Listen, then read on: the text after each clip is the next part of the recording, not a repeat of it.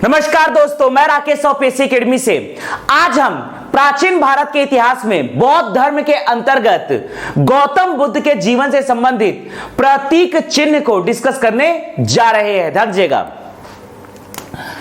गौतम बुद्ध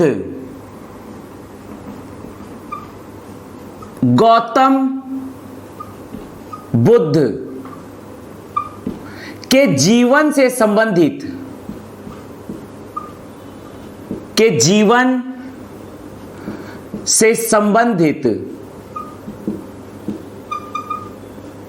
प्रतीक चिन्ह।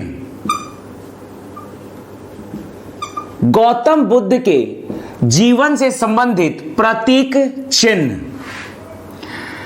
पहला है गर्भ।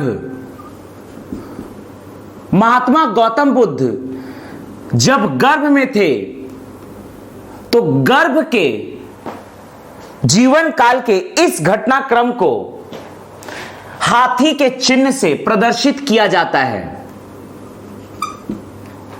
गर्भ को हाथी के चिन्ह से प्रदर्शित किया जाता है। गौतम बुद्ध के जन्म को कमल के चिन्ह से प्रदर्शित किया जाता है। गौतम बुद्ध के यौवन को सांड के चित्र से प्रदर्शित किया जाता है। गौतम बुद्ध के यौवन को सांड के चिन्ह से प्रदर्शित किया जाता है। गृह त्याग। महात्मा गौतम बुद्ध के महाभिनिष्क्रमण अर्थात गृह त्याग की घटना को घोड़ा के चिन्ह से प्रदर्शित किया जाता है। गर्भ को हाथी के चिन्ह से प्रदर्शित किया जाता है। जन्म को कमल के चिन्ह से प्रदर्शित किया जाता है। यौवन को सांड के चिन्ह से प्रदर्शित किया जाता है और गृह त्याग को घोड़ा के चिन्ह से प्रदर्शित किया जाता है। ज्ञान की प्राप्ति अर्थात महात्मा गौतम बुद्ध को ज्ञान की प्राप्ति हुई पीपल वृक्ष के नीचे, तो इसीलिए ज्ञान की प्राप्ति का चिन्ह है पीपल वृक्ष। इसे ही कहा जाता है बोधि वृक्ष। ध्यान दीजिएगा। ज्ञान की प्राप्ति की घटना को कहा जाता है संबोधि। अगला है प्रथम उपदेश। महात्मा गौतम बुद्ध के प्रथम उपदेश अर्थात धर्म चक्र प्रवर्तन को चक्र के चिन्ह से प्रदर्शित किया जाता है। जब महात्मा गौतम बुद्ध ने अपना प्रथम उपदेश दिया था अर्थात धर्म चक्र प्रवर्तन के चिन्ह को चक्र के चिन्ह से प्रदर्शित किया जाता है। इसके बाद है निर्वाण। निर्वाण को पद चिन्ह से प्रदर्शित किया जाता है और जबकि महात्मा गौतम बुद्ध की मृत्यु को स्तूप के चिन्ह से प्रदर्शित किया जाता है। तो यह है महात्मा गौतम बुद्ध के जीवन से संबंधित प्रतीक चिन्ह। गर्भ को हाथी, जन्म को कमल, यौवन को सांड, गृह त्याग को घोड़ा, ज्ञान की प्राप्ति को पीपल वृक्ष या बोधि वृक्ष, प्रथम उपदेश को चक्र से, निर्वाण को पद चिन्ह से तथा मृत्यु को स्तूप के चिन्ह से प्रदर्शित किया जाता है। ध्यान दीजिएगा। तो यह है गौतम बुद्ध के जीवन से संबंधित प्रतीक चिन्ह। गर्भ को हाथी, जन्म को कमल, यौवन को सांड, गृह त्याग को घोड़ा, ज्ञान प्राप्ति को पीपल वृक्ष या बोधि वृक्ष, प्रथम उपदेश को चक्र, निर्वाण को पद चिन्ह, मृत्यु को स्तूप के चिन्ह से प्रदर्शित किया जाता है। आगे हम डिस्कस करने जा रहे हैं बौद्ध धर्म के सिद्धांत। महात्मा गौतम बुद्ध के द्वारा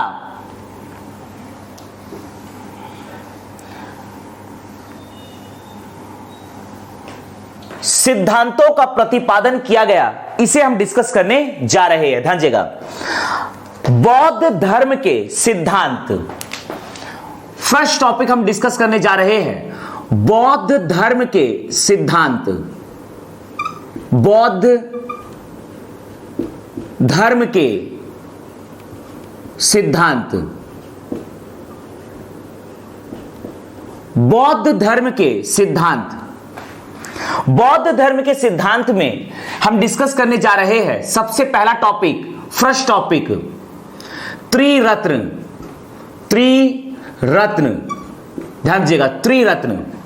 बौद्ध धर्म के सिद्धांत में पहला हम डिस्कस करने जा रहे हैं त्रिरत्न। बौद्ध धर्म के त्रिरत्न है बुद्ध, धम्म, संघ।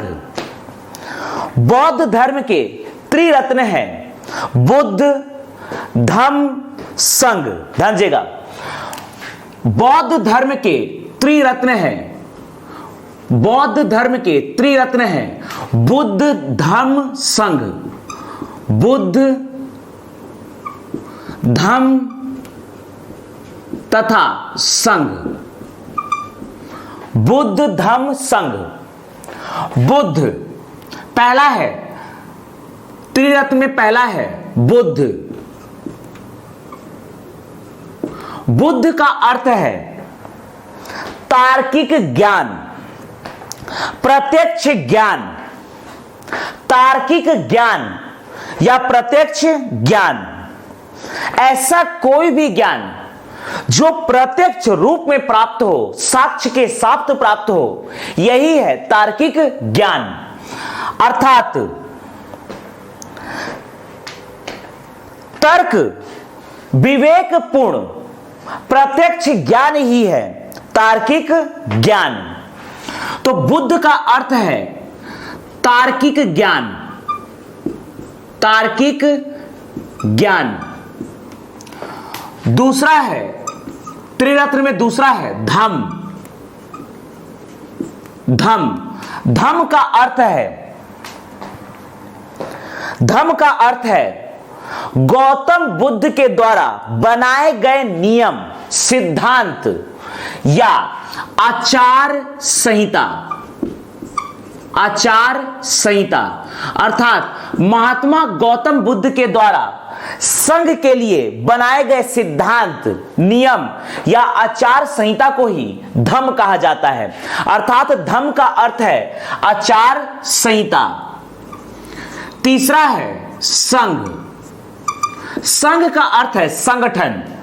बौद्ध भिक्षुओं, बौद्ध भिक्षुओं, बौद्ध भिक्षुओं व बौद्ध उपासकों, बौद्ध उपासकों का संगठन,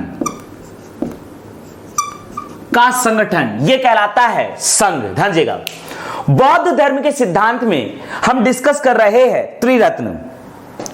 बौद्ध धर्म के त्रिरत्न हैं बुद्ध, धम्म, संघ। बुद्ध, धम्म, संघ। बुद्ध का अर्थ है तार्किक ज्ञान। धम्म का अर्थ है महात्मा गौतम बुद्ध के द्वारा बनाए गए नियम, सिद्धांत या आचार संहिता। तीसरा है संघ। बौद्ध भिक्षुओं व बौद्ध उपासकों के संगठन को कहा जाता है संघ। ध्यान दीजिएगा, ध्यान दीजिएगा, यह आपका पकड़ना है, यह हमारा देश भारत।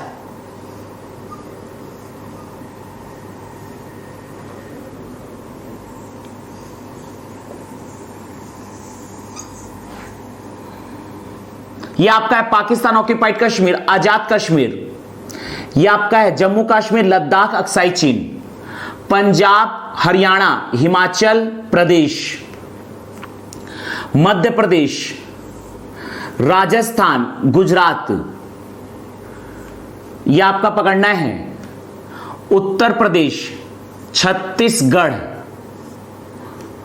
बिहार, झारखंड, उड़ीसा, सिक्किम, पश्चिम बंगाल, मेघालय, नागालैंड, मणिपुर, मिजोरम, त्रिपुरा, असम और अरुणाचल प्रदेश।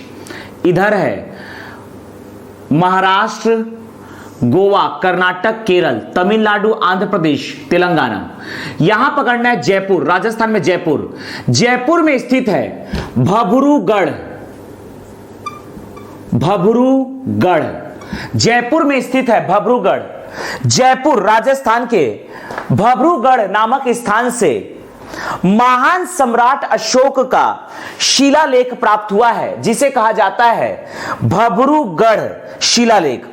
महान सम्राट अशोक का भबरूगढ़ शिलालेख जयपुर के भबरूगढ़ से प्राप्त हुआ है। महान सम्राट अशोक का भबरूगढ़ शिलालेख, जिससे हमें इस बात की जानकारी प्राप्त होती है कि महान सम्राट अशोक का त्रिरत्न में विश्वास था। बौद्ध धर्म के त्रिरत्न में विश्वास था, अर्थात बुद्ध धम्म संघ में विश्वास को बताया गया है। भबरूगढ़ से प्राप्त हुआ है महान सम्राट अशोक का भबरूगढ़ शिलालेख। भबरूगढ़ से प्राप्त हुआ है महान सम्राट अशोक का, महान सम्राट अशोक का, समझेगा, महान सम्राट अशोक का भबरूगढ़ शिलालेख प्राप्त हुआ है।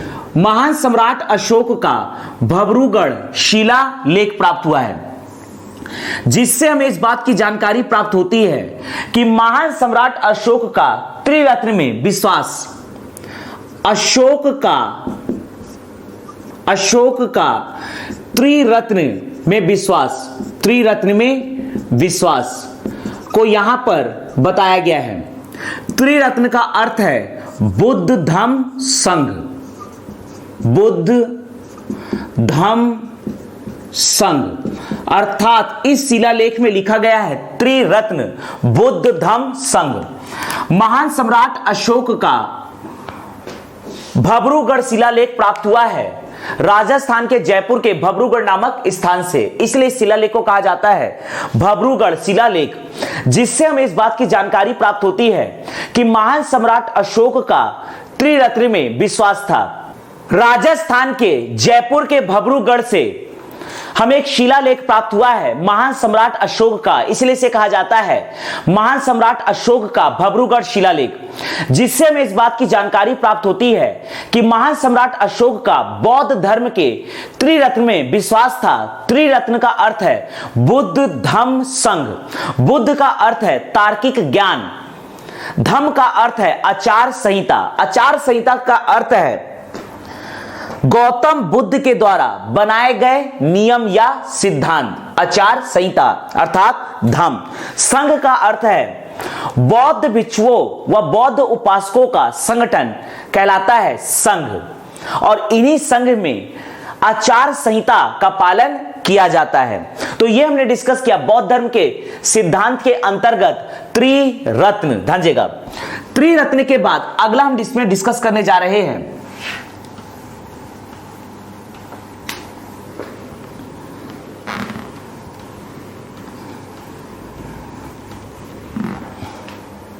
बौद्ध धर्म के सिद्धांत के अंतर्गत अगला हम डिस्कस करने जा रहे हैं त्रिपिटक, ध्यान। त्रिपिटक, ध्यान। अगला हम डिस्कस करने जा रहे हैं त्रिपिटक।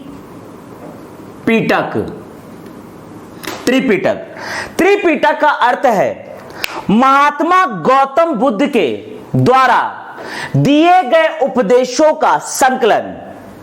महात्मा गौतम बुद्ध के द्वारा दिए गए उपदेशों का संकलन ही है त्रिपिटक। महात्मा गौतम बुद्ध की मृत्यु के बाद उनके उपदेशों को संकलित कर 3 भागों में बांटा गया, जिसे त्रिपिटक कहा जाता है। गौतम बुद्ध के उपदेशों का संकलन ही है त्रिपिटक। बौद्ध ग्रंथ में सबसे प्रमुख माना जाता है त्रिपिटक को, क्योंकि इसमें सीधे सीधे महात्मा गौतम बुद्ध के उपदेशों को संकलित किया गया है। अगला हम डिस्कस करने जा रहे हैं त्रिपिटक। त्रिपिटक का अर्थ है महात्मा गौतम बुद्ध, महात्मा गौतम बुद्ध, महात्मा गौतम बुद्ध के उपदेशों का संकलन, के उपदेशों का संकलन, महात्मा गौतम बुद्ध के उपदेशों का संकलन है त्रिपिटक। महात्मा गौतम बुद्ध की मृत्यु के बाद, महात्मा गौतम बुद्ध की मृत्यु के बाद, महात्मा गौतम बुद्ध की मृत्यु के बाद उनके उपदेशों को, उनके उपदेशों को संकलित कर, उनके उपदेशों को संकलित कर 3 भागों में बांटा गया, 3 भागों में बांटा गया, जिसे त्रिपिटक कहते हैं, जिसे त्रिपिटक कहते हैं, जिसे त्रिपिटक कहते हैं। ध्यान दीजिएगा, महात्मा गौतम बुद्ध की मृत्यु के बाद उनके उपदेशों को संकलित कर 3 भागों में बांटा गया, जिसे त्रिपिटक कहते हैं। बौद्ध ग्रंथ, बौद्ध ग्रंथ में त्रिपिटक को सर्वप्रमुख माना जाता है, त्रिपिटक को सर्वप्रमुख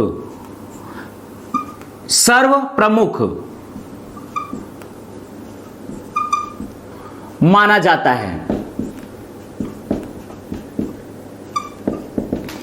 बौद्ध ग्रंथ में त्रिपिटक को सर्वप्रमुख माना जाता है।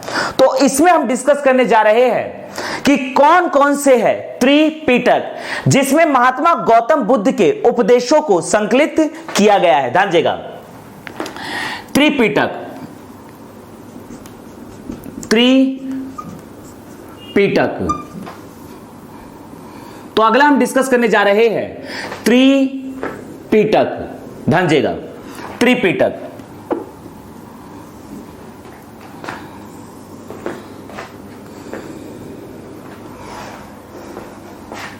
ध्यान दीजिएगा, पहला है विनय पिटक, विनय पिटक, विनय पिटक। पहला है विनय पिटक, दूसरा है सुत्त पिटक, विनय पिटक, दूसरा है सुत्त पिटक, तीसरा है अभिधम्य पिटक, तीसरा है अभिधम्म पिटक, अभिधम्म पिटक, तीसरा है अभिधम्म पिटक। ध्यान दीजिएगा, महात्मा गौतम बुद्ध के उपदेशों का संकलन ही है त्रिपिटक। विनय पिटक, सुत्त पिटक, विनय पिटक, सुत्त पिटक, अभिधम्म पिटक, विनय पिटक, सुत्त पिटक, अभिधम्म पिटक। ध्यान दीजिएगा, विनय पिटक, सुत्त पिटक, अभिधम्म पिटक, यही है त्रिपिटक। विनय पिटक, ध्यान दीजिएगा, विनय पिटक में महात्मा गौतम बुद्ध के द्वारा बनाए गए संघ के नियमों को लिखा गया है।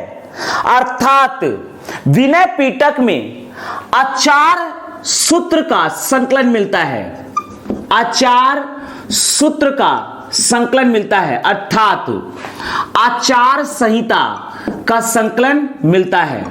आचार संहिता का अर्थ है गौतम बुद्ध के द्वारा संघ के लिए बनाए गए नियम या सिद्धांत का संकलन मिलता है विनय पिटक में, विनय पिटक में। और इसके संकलन करता है, संकलन करता है, विनय पिटक के संकलन करता है महात्मा गौतम बुद्ध के शिष्य उपाली, महात्मा गौतम बुद्ध के शिष्य उपाली, इसलिए उपाली को कहा जाता है आचार का प्रतीक, अर्थात नियम सिद्धांत का प्रतीक। सुत्त पिटक में धर्म सूत्र का ज्ञान प्राप्त होता है। इसमें धर्म सूत्र से संबंधित बातों को समाहित किया गया है, अर्थात सुत्त पिटक में धार्मिक सिद्धांत मिलता है। इससे हमें धार्मिक सिद्धांत का संकलन मिलता है। धार्मिक सिद्धांत का संकलन किया गया है सुत्त पिटक में, और इसके संकलन करता है आनंद, महात्मा गौतम बुद्ध के प्रिय शिष्य आनंद। आनंद को इसलिए कहा जाता है धर्म का प्रतीक, धर्म का प्रतीक। ध्यान दीजिएगा। अगला है अभिधम्म पिटक, अभिधम्म पिटक। तीसरा है अभिधम्म पिटक। इसमें हमें दर्शन सूत्र प्राप्त होता है, अर्थात दार्शनिक सिद्धांत की प्राप्ति होती है। दार्शनिक सिद्धांत, महात्मा गौतम बुद्ध के उपदेशों में जो भी दार्शनिक सिद्धांत थे उसे समाहित किया गया है अभिधम्म पिटक में, अभिधम्म पिटक में। और इसकी संकलन करता है मोगलीपुत्तिश, मोगलीपुत्तिश, मोगलीपुत्तिश। अभिधम्म पिटक के संकलन करता है मोगलीपुत्तिश। ध्यान दीजिएगा। त्रिपिटक, महात्मा गौतम बुद्ध के उपदेशों का संकलन है त्रिपिटक। महात्मा गौतम बुद्ध की मृत्यु के बाद उनके उपदेशों को संकलित कर 3 भागों में बांटा गया, जिसे त्रिपिटक कहते हैं। बौद्ध ग्रंथ में त्रिपिटक को सर्वप्रमुख माना जाता है। त्रिपिटक है विनय पिटक, सुत्त पिटक, अभिधम्म पिटक। विनय पिटक अर्थात आचार सूत्र या आचार संहिता का इसमें संकलन मिलता है, और इसके संकलन करता है उपाली, जिसे आचार का प्रतीक कहा जाता है। सुत्त पिटक धर्म सूत्र का अर्थात धार्मिक सिद्धांत का संकलन मिलता है सुत्त पिटक में, और इसके संकलन करता है आनंद। अगला है अभिधम्म पिटक, दर्शन सूत्र या दार्शनिक सिद्धांत का संकलन मिलता है अभिधम्म पिटक में, और इसके संकलन करता है मोगलीपुत्तिश। बौद्ध धर्म के सिद्धांत के अंतर्गत आगे हम डिस्कस करने जा रहे हैं 4 आर्य सत्य। अगला हम डिस्कस करने जा रहे हैं 4 आर्य सत्य। ध्यान दीजिएगा। अगला है 4 आर्य सत्य।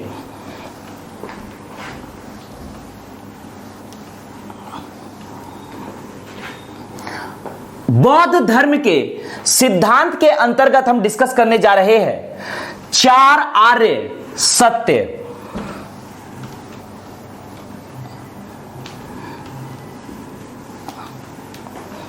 ध्यान दीजिएगा। अगला है 4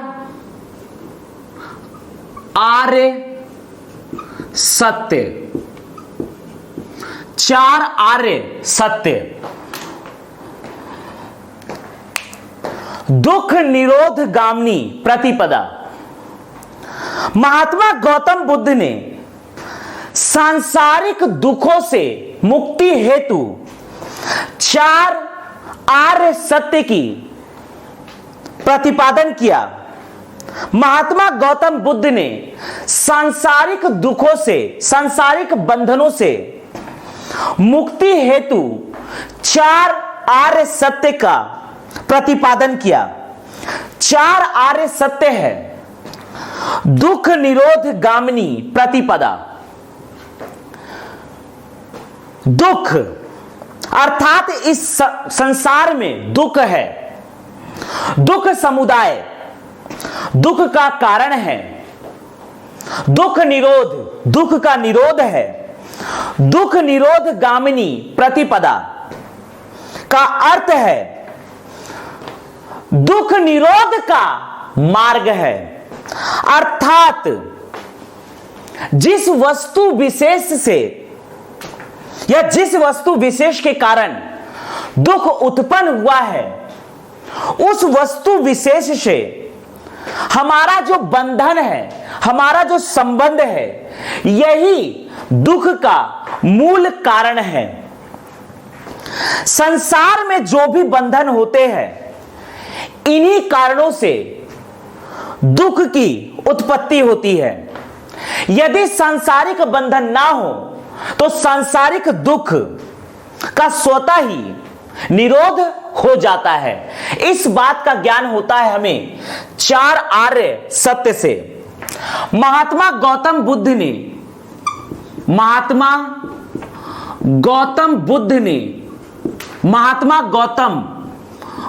ने सांसारिक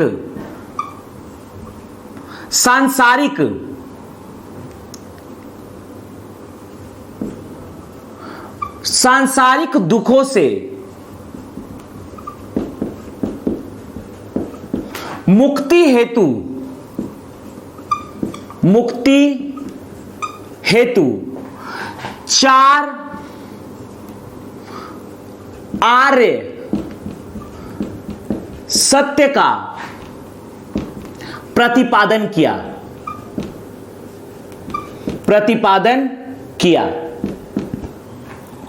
अगला हम डिस्कस करने जा रहे हैं 4 आर्य सत्य। कौन कौन से 4 आर्य सत्य थे? 4 आर्य सत्य, 4 आर्य सत्य। अगला हम इस पर डिस्कस करने जा रहे हैं महात्मा गौतम बुद्ध के द्वारा प्रतिपादित 4 आर्य सत्य। महात्मा गौतम बुद्ध के द्वारा प्रतिपादित 4 आर्य सत्य तथा उनका अर्थ। ध्यान, पहला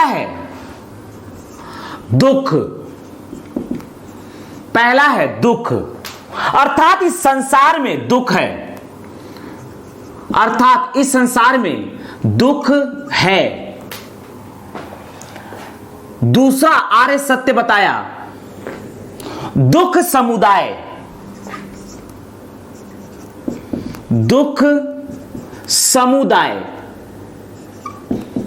दुख समुदाय का अर्थ है दुख का कारण है।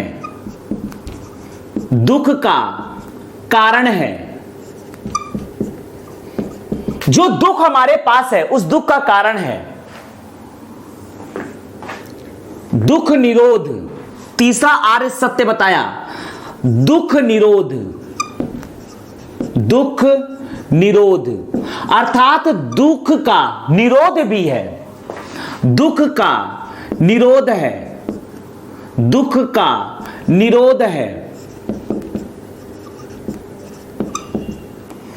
और चौथा आर्य सत्य दुख निरोध गामिनी प्रतिपदा। दुख निरोध गामिनी प्रतिपदा। दुख निरोध गामिनी प्रतिपदा, अर्थात दुख निरोध का मार्ग है। दुख निरोध का मार्ग है। दुख निरोध का मार्ग है। इसका अर्थ यह है कि जिन सांसारिक बंधनों के कारण सांसारिक दुख की उत्पत्ति होती है, यदि मानसिक रूप से यदि हम सांसारिक बंधनों का त्याग कर देते हैं तो स्वतः ही दुख की भी समाप्ति हो जाती है। 4 आर्य सत्य बौद्ध धर्म के सिद्धांत में हम डिस्कस कर रहे हैं। 4 आर्य सत्य महात्मा गौतम बुद्ध ने सांसारिक दुखों से मुक्ति हेतु 4 आर्य सत्य का प्रतिपादन किया। पहला है दुख, अर्थात दुख है, दुख समुदाय, दुख का कारण है, दुख का निरोध है, दुख निरोध गामिनी प्रतिपदा, अर्थात दुख निरोध का मार्ग है। इसके बाद अगला हम डिस्कस करने जा रहे हैं महात्मा गौतम बुद्ध के द्वारा आचरण की शुद्धता हेतु बनाए गए पंचशील सिद्धांत। अगला हम डिस्कस करने जा रहे हैं पंचशील सिद्धांत।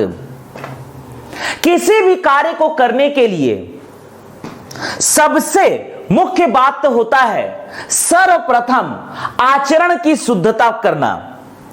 यदि आप ज्ञान अर्जित करना चाहते हैं, बौद्ध भिक्षुक या बौद्ध उपासक बनना चाहते हैं, तो सर्वप्रथम आपको अपने आचरण की शुद्धता करनी होगी। त्रिरत्न अनुशीलन में आचरण की शुद्धता पर बल दिया गया है। इसीलिए महात्मा गौतम बुद्ध के द्वारा आचरण की शुद्धता हेतु पंचशील सिद्धांत का प्रतिपादन किया गया है। तो अगला हम डिस्कस करने जा रहे हैं पंचशील सिद्धांत। अगला है पंचशील सिद्धांत, ध्यान दीजिएगा। अगला हम डिस्कस करने जा रहे हैं पंचशील सिद्धांत। बौद्ध धर्म के सिद्धांत के अंतर्गत अगला हम डिस्कस करने जा रहे हैं पंचशील। पंचशील पंचशील का अर्थ है आचरण की शुद्धता। पंचशील का अर्थ है आचरण की शुद्धता। पंचशील का अर्थ है आचरण की शुद्धता। आचरण की शुद्धता। पंचशील का अर्थ है आचरण की शुद्धता। त्रिरत्न अनुशीलन में, त्रिरत्न अनुशीलन में आचरण की शुद्धता, आचरण की शुद्धता पर बल दिया गया है। बल दिया गया है। यदि आप त्रिरत्न का अनुशीलन करना चाहते हैं, त्रिरत्न का अर्थ है बुद्ध, धम्म, संघ, तो सबसे पहले आपको अपने आचरण की शुद्धता पर ध्यान देना होगा। आपको अपने आचरण को शुद्ध करना होगा।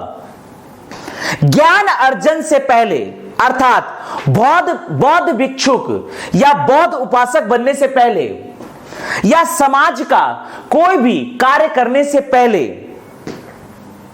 आपको अपने आचरण की शुद्धता पर ध्यान देना होगा। और आचरण की शुद्धता हेतु महात्मा गौतम बुद्ध के द्वारा 5 सिद्धांतों का प्रतिपादन किया गया। इसे ही पंचशील सिद्धांत कहा जाता है। ध्यान दीजिएगा, पंचशील सिद्धांत महात्मा गौतम बुद्ध के द्वारा, महात्मा गौतम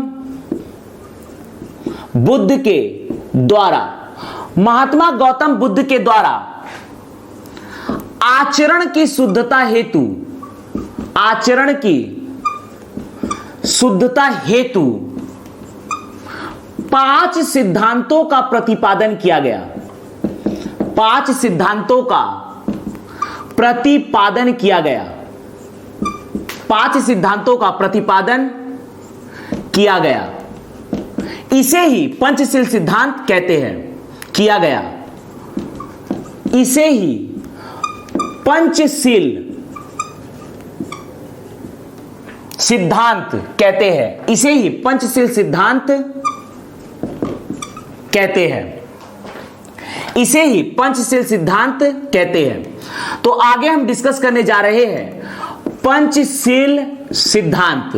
ध्यान दीजिएगा, महात्मा गौतम बुद्ध के द्वारा किन किन 5 सिद्धांतों का प्रतिपादन किया गया आचरण की शुद्धता हेतु। ध्यान दीजिएगा, आचरण की शुद्धता हेतु महात्मा गौतम बुद्ध के द्वारा 5 सिद्धांतों का प्रतिपादन किया गया और उनके अर्थ को हम डिस्कस करने जा रहे हैं। महात्मा गौतम बुद्ध का पहला सिद्धांत था आचरण की शुद्धता हेतु अहिंसा। अहिंसा का अर्थ है हिंसा ना करना, किसी भी जीव या प्राणी को दुख नहीं देना, नहीं, ना तो मानसिक रूप से ना तो शारीरिक रूप से, अर्थात हिंसा ना करना, हिंसा ना करना। पहला है हिंसा ना करना। दूसरा सत्य, सदा सत्य बोलना, सदा सत्य बोलना, सदा सत्य बोलना। और तीसरा है अपरिग्रह, अपरिग्रह। अपरिग्रह का अर्थ है संपत्ति अर्जित ना करना, संपत्ति अर्जित ना करना। अस्तेय, अस्तेय चोरी ना करना, चोरी ना करना, चोरी ना करना। अगला है चोरी ना करना।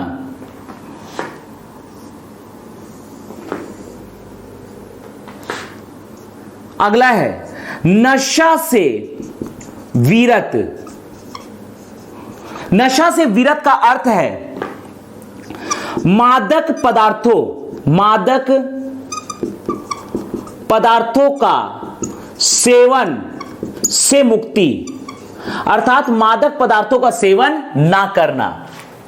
महात्मा गौतम बुद्ध ने त्रिरत्न अनुशीलन में आचरण की शुद्धता पर बल दिया है।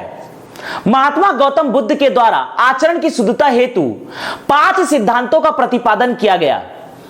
इसे ही पंचशील सिद्धांत कहते हैं। पंचशील सिद्धांत है अहिंसा, सत्य, अपरिग्रह, अस्तेय, नशा से विरत। अहिंसा अर्थात हिंसा ना करना, सत्य सदा सत्य बोलना, अपरिग्रह संपत्ति अर्जित ना करना, अस्तेय चोरी ना करना, नशा से विरत मादक पदार्थों का सेवन से मुक्ति, अर्थात मादक पदार्थों का सेवन ना करना।